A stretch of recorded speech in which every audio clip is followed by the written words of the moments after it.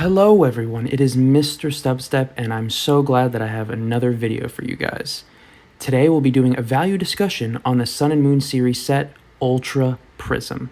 Now, I'm very excited to do this set because it's going to be another set. We're going back to pushing down on the gas. More like pedal to the metal now, especially after Crimson Invasion. Crimson Invasion definitely the worst set that we reviewed so far, and Ultra Prism within the Sun and Moon series of sets. You know, Shining Legends and Burning Shadows are pretty strong, but I'll let you guys determine where Ultra Prism ranks, but I think you guys are going to think it's pretty good. So, like always, I'll have the link to this spreadsheet and any timestamps down below if you guys want to skip to certain portions. I'm going to do my little intro like I normally do. I did change the colors up. Instead of red, I did orange for the 50 and up because I noticed watching back on some of my older videos, the red was actually kind of hard to read the numbers. So I did orange, so it's a little bit easier to read. Hopefully this helps. If it doesn't, you know, if you want me to use a different color, you still can't read it, let me know. So Ultra Prism came out in February 2018 on the 1st. So yeah, almost in like a couple weeks, it'll be like 3 years ago exactly that it came out. Base card totals of 156, secret rare total 17. So climbing up in the secret rare total again, not quite in the 20s, but still a good amount. And the set total is 173, so not super massive, but not a small set either. I'm starting from the left. The card name, pretty self-explanatory, just what card it is. Its rarity, also self-explanatory. Raw and TCG player, that price I get from TCGplayer.com, and then just the marketplace price. And that marketplace price is basically the average price of all the cards that have been sold, like that or that card. Yeah, I said that in a really roundabout way, but yeah, it's the average of all the cards that are sold for that specific card. It usually is about a lightly played to near mint condition, but sometimes it can be less or more, you know, if people are selling PSA cards and those are being sold or whatever. Grade, and I round down on the raw and TCG player. Grade, that is, I try to get to PSA 10 if I can find it on eBay, and if not, then I try to get as close to possible to that, because PSA, whether you like it or not, it's still the most common grading system used for Pokemon cards. At least that's being sold and bought. Sold price is the last sold price on eBay. I have figured out how to, I guess, look up the best offer price by looking into the source code. If you want to see the little quick tutorial on that, if you don't know how to do it already, in my Crimson Invasion value discussion, I actually show you guys how to do that. It takes like maybe 15 seconds or whatever to watch that.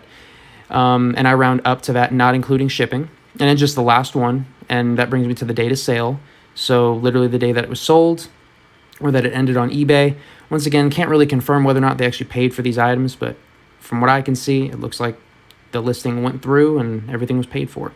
And then my newest addition, I've had this for the past couple of videos, PSA 10 population. The number on the left is how many PSA 10s there are, and the number on the right is the total cards graded. So basically, if you see a lot of cards graded, it's probably a more popular collectible card, because generally you're only going to get the most collectible or potentially valuable cards in the future graded. So if you see a ton graded, that's one sign. And then if you see a very low number on the left with a ton being graded, then it's really hard to grade, and that makes those 10s even more valuable. Orange is $50 and up for the PSA sold. Yellow is $100 and up. Green is $200 and up. And then anything, and then I have introduced the light blue again, which this is as of 17 January. But I have introduced the light blue because there is a card deserving of that. The last card that we had deserving of that was the Burning Shadows Charizard GX Rainbow Rare, Secret Rare, whatever you want to call it. So, now that that intro is complete, let us dive deep into these cards. So, this is actually the first set within the Sun and Moon series that introduces Prism Rares, or Prism Star cards. These are actually pretty cool. The first three, there's really nothing of note, but I'll definitely be sure to show you guys one so you guys know what to look for. They did come out with a decent amount, but not all of them are worth over $1. I only do cards over $1 on these spreadsheets to avoid, you know, doing every single card individually. So nothing really of note there. And I couldn't find them in PSA 10, so that's another sign that they're probably not the most popular cards. And not a lot of them are graded. Silvally GX, 50... let's see if there's anything significant. The Darkrai Prism Star, actually, in a PSA 10 sold for 80. And there's only 15 out of 39 PSA 10. So who knows? There might be a low-key Darkrai Prism Star market. Who knows? It is a really cool-looking Prism Star, though. And then we have Dialga and Palkia GX. So the Gen 4 box legendaries. These are some of my favorite legendaries, actually. And that's besides the fact that I spent a ton of time playing Pokemon Diamond. But they're both pretty cool. Palkia made it over 50, which isn't bad, and it was sold recently. Going down, I was surprised I couldn't find a regular Glaceon GX sold at a PSA 10. Can only find a CGC 9 sold for 30, which, I mean, a CGC 9 for $30, that's actually not too bad. So to me, I mean, if you go down to the Leafeon GX, that one sold for 75 at a PSA 10. I mean, there might be some potential value. They are unique artworks, and you know, it's Glaceon and Leafeon, not the most popular evolutions, but evolutions nonetheless. We have Pheromosa GX Full Art, which is another Ultra Beast, which, if you've heard my spiels before, Ultra Beasts just right now are not the biggest thing, and I don't know if they ever will be. Maybe down the line for those, you know, people born into Gen 7 and Gen 7 was their first generation, maybe. But, and Pheromosa didn't even have a regular GX in any of the previous sets. I don't know if there's any future sets with, like, Pheromosa, because Xurkitree, Pheromosa, and Celesteela are all in the same boat within this set. They have Full Arts and the Secret Rares. They have no regular GXs, so there's actually not a ton of GXs within this set. Let's see, going down, Xurkitree GX Full Art. So the yellow boy, this is actually the artwork that the, I almost called it Shiny Star V, the Hidden Fates artwork that it's based off of. Couldn't find any graded. There was a bunch sold raw, but none graded. And they're clearly out there because 57 have been sent to PSA at least. And yeah, but I couldn't find any graded. It's pretty rare that I don't find any. Especially for like ultra rare cards. If it's like a regular holo card that's over $1, I probably won't find those graded, but like a full art card not being found. There was a ton of Hidden Fates ones sold though. Let's see, anything significant. Looking at all the fractions for the PSA, I didn't see any that like really screamed at me like this is super difficult to grade, at least for the, you know, the first half of this. If it's like 30 to like 60% or like 40 to 60% are 10s, then it's probably not a very hard card to grade, because generally people are only going to send in cards that they either think are going to be extremely valuable or they think are going to grade well, because I mean, there's really no point in sending in a modern card that's going to grade poorly. Because I've only sent in poor cards that meant a lot for me because they were from 20 years ago. Like, I'm not going to send in a modern card if it's beat up. But who knows, maybe down the line, or if it is your favorite Pokemon, I can see the reasoning behind that. But yeah, anything below 30% is pretty hard to grade. And then anything above 70 is really easy to grade. Let's see. A few more full arts. We have Looker Full Art, which sold for $31. I'm gonna be straight. Looker, I did not like Looker in the video games. He was part of a lot of the post games. And he sold for $31 at PSA 10 as a full art, you know, trainer card. And those have been exploding right now. And his, well, it was the end of December, but still, $31. That's pretty sad. Let's see, a Missing Clover, Secret Rare, PSA 9s for $27. I don't know why I mentioned that one. And then we go into some more full arts with the Pokemon Fan Club at $100.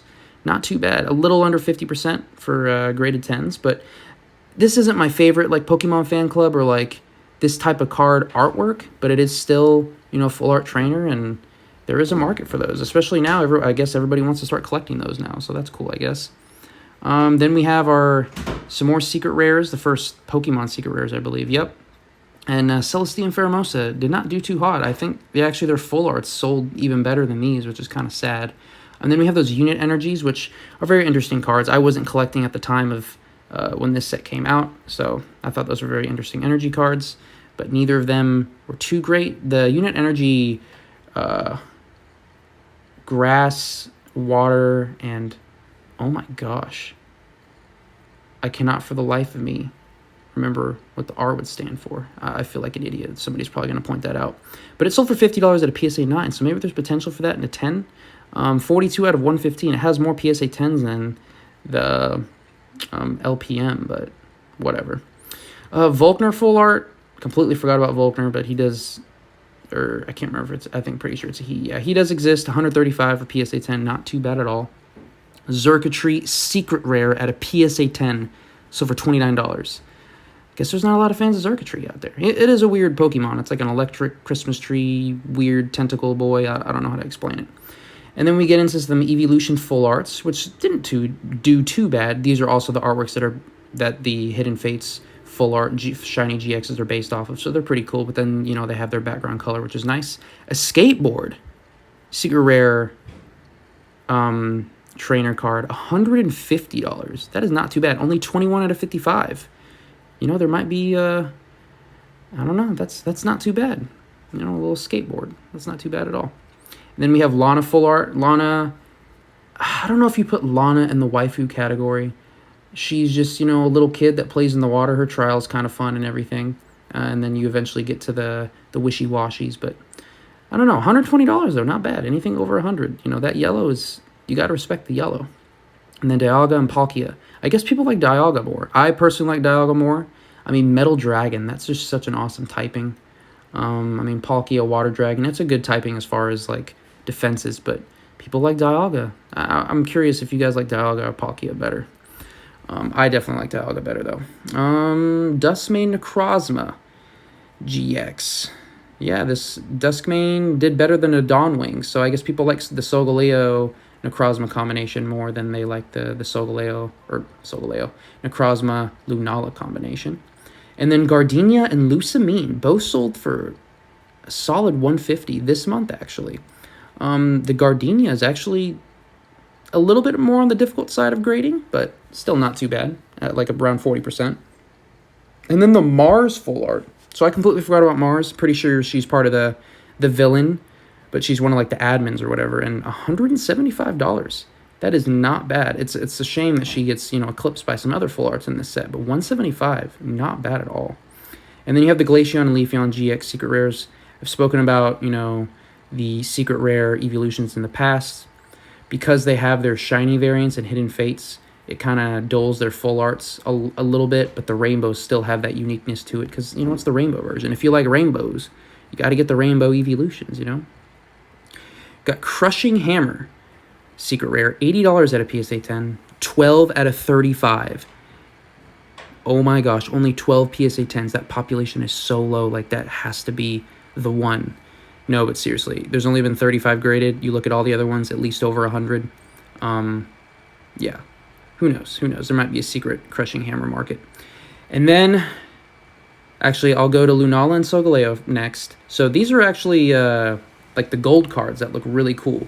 I've always wanted to pull one of these, and these are the cards that a lot of people want to get. And honestly, before a certain somebody took off in price, these two cards were the cards to get in this set, but they recently got quickly eclipsed by two other full arts in this set.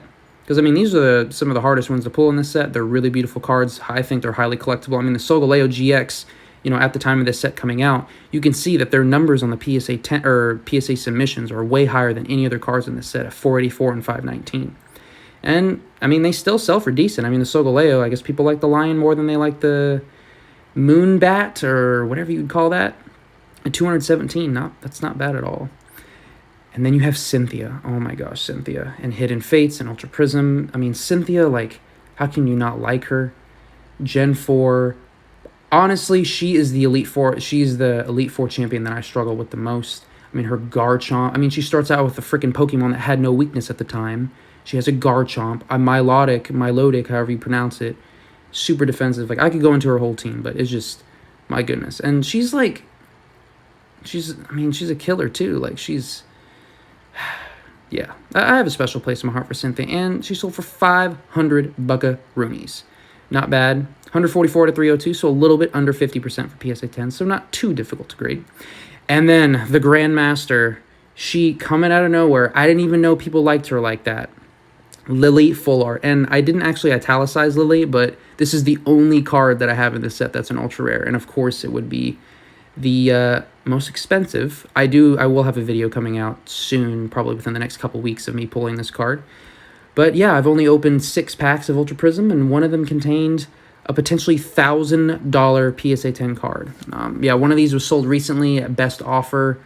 I had to, I guess, convert the value that I looked up to US, and it ended up being $1,005. And that was sold very recently in January. I know Twice Big Jake and a lot of other people talking about the waifu hype and the full art trainer hype, and it's been growing. And the thing is, I have a feeling that number 159 to 295 is going to increase a ton, because there's probably a lot of people submitting all their, you know, lilies, and I have a lily that I'm going to be submitting too.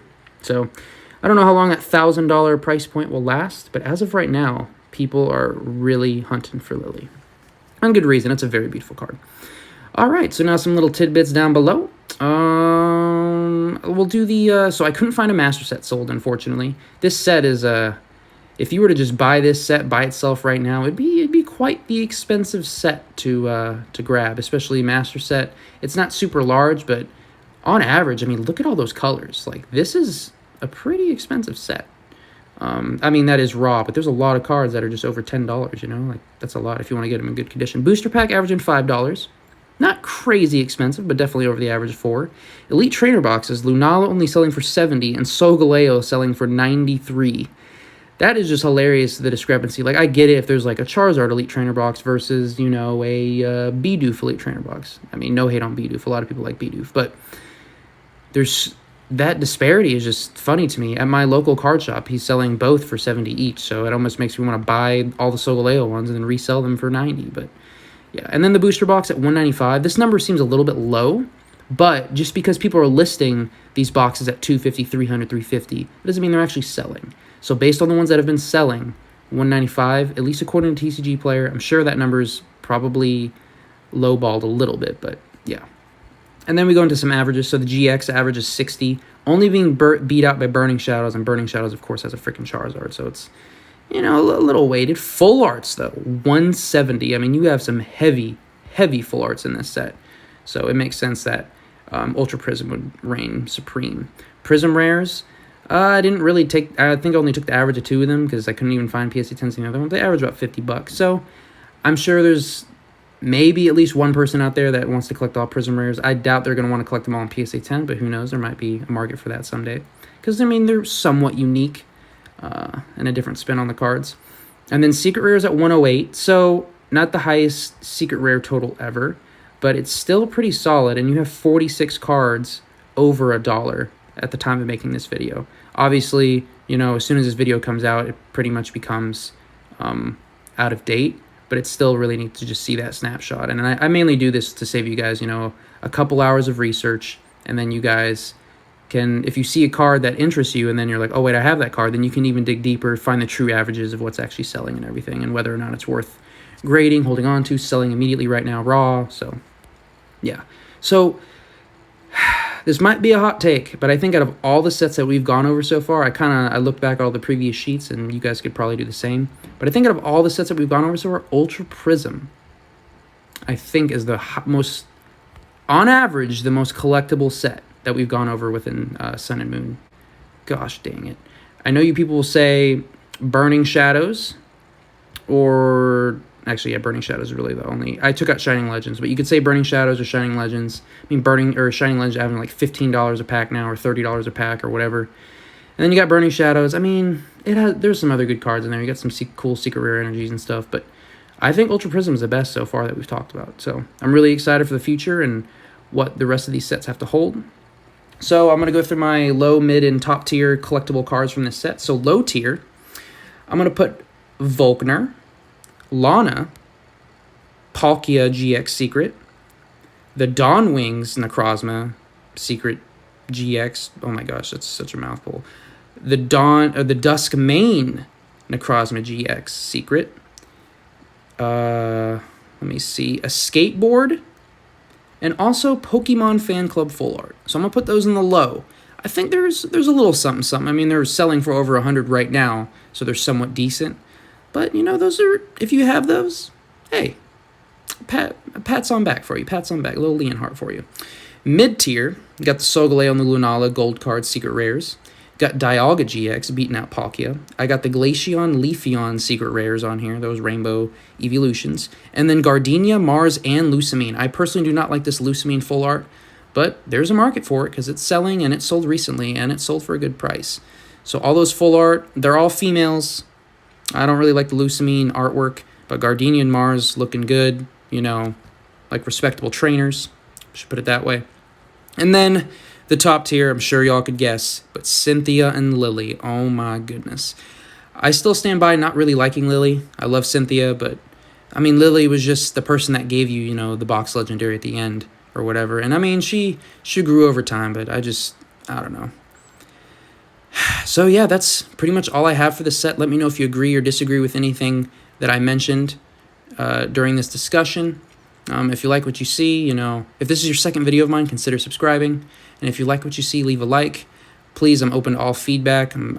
If there's any other information that you'd really like me to include that wouldn't be too time consuming, I'll consider it. But yeah, just let me know, and I hope you guys have a great day. Thank you.